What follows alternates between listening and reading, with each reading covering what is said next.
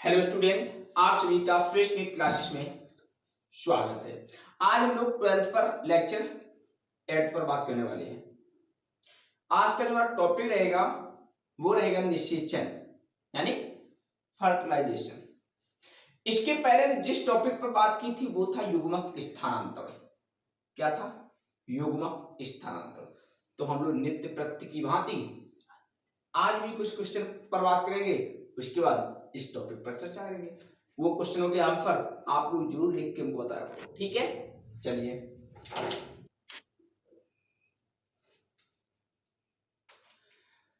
तो ये क्वेश्चन आएंगे। देखो क्या है, किन किन पादपों में युग्मक स्थानांतरण जल के माध्यम से होता है, ये बताना है। कौन से ऐसे प्लांट हैं जिनमें युग्मकों का स्थानांतरण जल के माध्यम से। ये जो मैं आपको जो लेक्चर शुरू होने से पहले जो भी आपको मैं क्वेश्चन देता हूं, ये वेरी वेरी इंपॉर्टेंट होते, याद रखना। पूरे लेक्चर का सार होता है, ठीक है। दूसरा क्वेश्चन क्या है, परागण क्या है। परागण की घटना को आपको पूरा परिभाषित करके बताना है, परागण क्या है, ठीक है। तीसरा क्या है यहाँ पे क्वेश्चन, सर्वप्रथम परागणिका किन पादपों में बनी थी। इवोल्यूशन के दौरान, मतलब ऐसा परिवर्तन जब परागणिका का निर्माण हुआ तो किन पादपों में देखने को मिला, अर्थात परागणिका का सर्वप्रथम निर्माण किन पादपों में हुआ था, ये बताना है। और अगला जो क्वेश्चन है, सिफोनोगेमी और जूडोगेमी की घटना किस किस में देखने को मिलती है, ये किन पादपों में देखने को मिलती है। इस प्रकार हमको इन 5 क्वेश्चनों का आंसर जरूर लिख के भेजना, ठीक है। हाँ, कुछ लोग लिखते भी है लेकिन सभी को आंसर देना चाहिए, ठीक है। चलो, अब हम आगे की कहानी शुरू करते हैं। फर्टिलाइजेशन निषेचन। एक चीज याद करो, लैंगिक जन की सबसे जो रोमांचक घटना है, हाँ मैं एक एक शब्द प्रयास कर रहा हूं एनसीईआरटी का ही बोलूं, जो सबसे मतलब एक जो महत्वपूर्ण घटना है वो है निषेचन, फर्टिलाइजेशन। अब निषेचन होता कब है? देखो, पहली बात तो यह है कि निषेचन होने के लिए 2 युग्मकों की रिक्वायरमेंट होती है, 2 गैमीट की रिक्वायरमेंट होती है। तो पहली बात तो 2 गैमीट होनी चाहिए। अब फर्टिलाइजेशन होगा कैसे? सबसे पहले गैमीट बनेगा, फिर गैमीट का स्थानांतरण होगा, जो पिछले टॉपिक में पढ़ा था हमने। अब वो जब गैमीट आके फ्यूज करेंगे तो गैमीट के फ्यूज होने पर ही फर्टिलाइजेशन की क्रिया संपन्न होती है, यानी मिलने पर। फ्यूज का मतलब है युग्मकों के मिलने पर फर्टिलाइजेशन की क्रिया यानी निषेचन की क्रिया संपन्न होती है। चलो देखते हैं क्या है।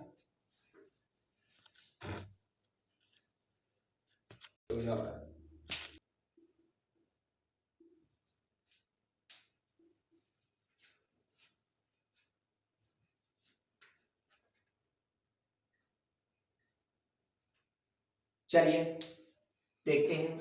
तो यहां पर कुछ मैंने बिंदु नोट डाउन किए, देखो क्या होता है इसमें, समझो। देखो, बायोलॉजी को समझना वेरी वेरी इंपॉर्टेंट है, रटने से काम नहीं चलेगा कि मैं कुछ क्वेश्चन नोट कर दूं, आपके पास ढेरों बुकें होंगी, है ना, हर तरीके का आपको साहित्य मिल जाएगा, किंतु उसको सबसे जरूरी है कि आप उसको समझ कितना रहे हो, आप उस साहित्य को याद कितना रख पा रहे हो, ये ज्यादा महत्वपूर्ण है। तो देखो क्या इसमें, जैसे देखो युग्मकों का युग्मन ही निषेचन। देखो बड़ी छोटी डेफिनेशन एक तरीके से यहां से मिल गई यहाँ पे कि युग्मकों का युग्मन, है ना, युग्मकों का युग्मन ही निषेचन है। जैसे देखो यहाँ पे सपोज दैट एक ये युग्मक है ना, और एक ये युग्मक है ना। चलो मैं इसको नीचे समझाता हूं।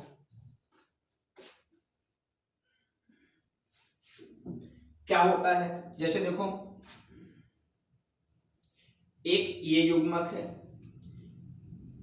यानी ये मेल गैमीट है, और एक ये युग्मक है, ये फीमेल गैमीट है। अब ये दोनों बन गए, अब इनका होगा स्थानांतरण।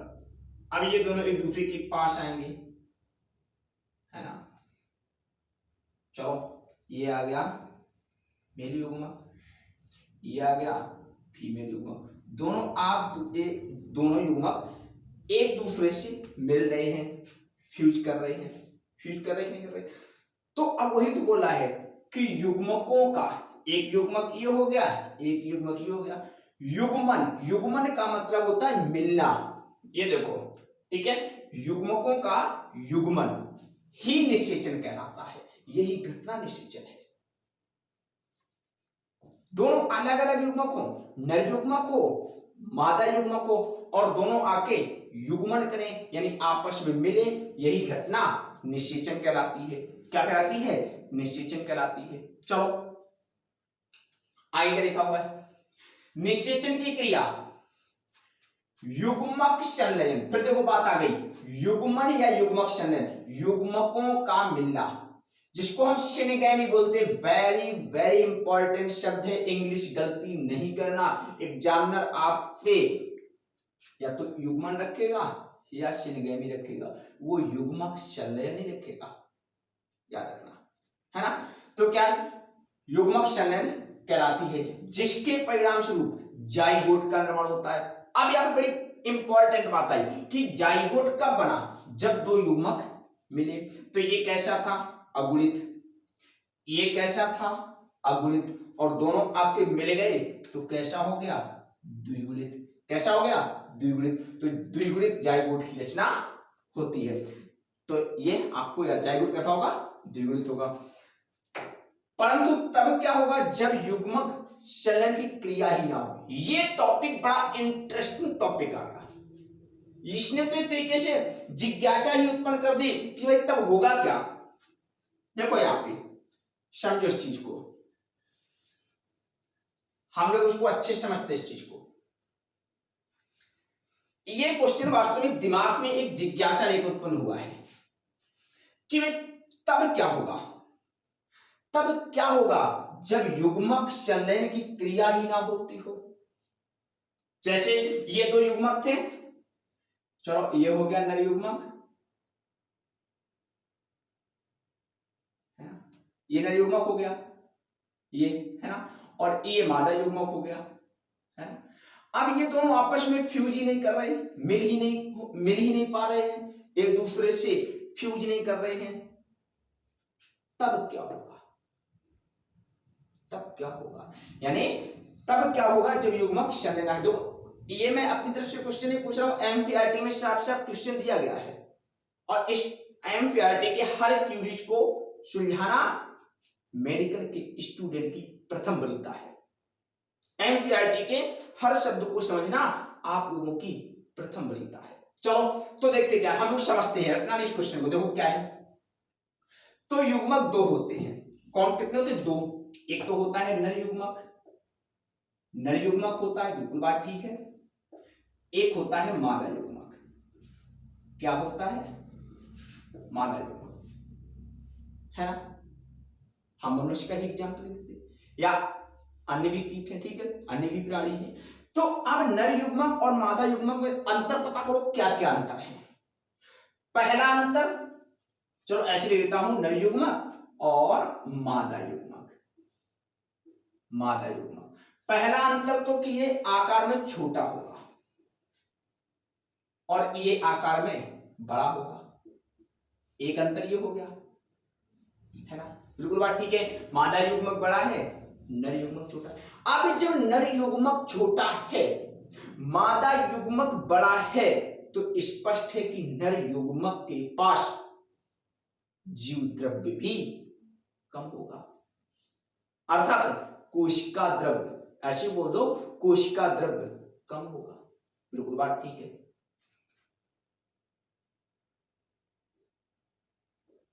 है ना। चलो जीव द्रव्य लिखता हूं, ठीक है। जीव द्रव्य कम होगा, होगा कि नहीं होगा? अरे भाई छोटा है तो कम होगा। अरे भाई तुम्हारे पास दो पात्र हैं, एक छोटी सी गिलास है, एक बड़ी सी बाल्टी है, पानी बताओ किसमें ज्यादा होगा, किसमें कम होगा? जो छोटा बर्तन होगा उसमें थोड़ा पानी होगा, जो बड़ा बर्तन होगा उसमें ज्यादा पानी होगा। तो इसमें जीव द्रव्य ज्यादा होगा, ज्यादा होगा कि नहीं होगा? ज्यादा होगा, दूसरा अंतर ही हो गया। तीसरा अंतर, नर युग्मक सदैव अपने जीव के शरीर को छोड़ देता है। यानी जो नर युग्मक होता है शरीर को छोड़ देता है, शरीर को छोड़ देता है, छोड़ता कि नहीं छोड़ता, छोड़ देता है ना। और मादा युग्मक शरीर के अंदर ही रहता है, शरीर के अंदर ही रहता है, अंदर ही रहता है। ये तो कई क्वेश्चन आ रहे हैं दिमाग में। अब बताओ हमको, जो शरीर के अंदर रहेगा तो उसको पर्याप्त भोजन मिल रहा है, उसको पर्याप्त संरक्षण मिल रहा है, उसको हर प्रकार की सुविधाएं मिल रही है, उसको किसी भी बाहर वातावरण से पड़ने वाला नकारात्मक प्रभाव कोई उस पर किसी भी प्रकार का इफेक्ट नहीं डाल पाएगा। तो अब देखो यहाँ पे ये एडवांस है, यानी ये बेहतर है किसकी तुलना में, इसकी तुलना में। तो अब शरीर से बाहर हो गए भाई, तुम शरीर से बाहर हो गए, अब तो तुम बेकार हो। बेकार का मतलब कोई भी बाहरी आघात या बाहरी पर्यावरणीय परिवर्तन नष्ट कर सकते हैं, एक खतरा ये हो गया। दूसरा, जीव द्रव्य भी कम है तुम्हारे पास। जब जीव द्रव्य कम है और हम लोग पढ़ रहे हैं 11th में, एक चीज नोट कर रखना, मैं कह रहा हूं यदि आप मेडिकल की तैयारी कर रहे हो तो 11th में कोशिका को जरूर पढ़ना, उसके बाद इसको पढ़ना। तो कोशिका में पढ़ा है कि जीवन का आधार ही जीव द्रव्य है, और जब जीवन का आधार ही तुम्हारे पास कम है तो तुम जीवित कहां से बचोगे। तो एक कमी ये होगी। दूसरी, छोटे हो तुम, बिल्कुल बात ठीक है, तुम आकार में छोटे हो, और जब छोटे हो तो उससे कन्फर्म में कम सक्षम होगी।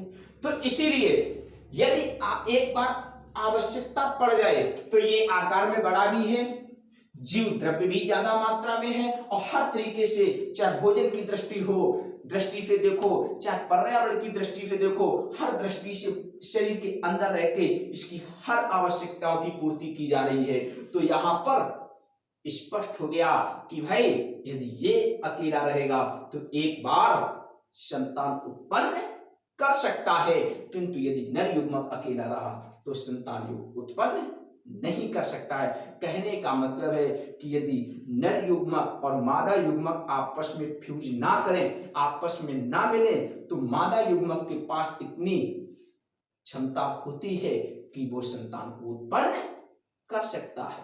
और याद रखना, और जब बिना युग्मकों के मिलने से, यानी जब युग्मकों का मिलन ना हो, युग्मकों का निषेचन ना हो, जब बिना निषेचन के संतान उत्पन्न होती है, उसे हम अनिषेक जनन कहते हैं। तो अनिषेक जनन में क्या होता है, नर युग्मक भाग नहीं लेता है और मादा युग्मक अकेले संतान उत्पन्न कर सकती है, मादा युग्मक अकेले संतान उत्पन्न कर सकता है। चलो देखो आगे,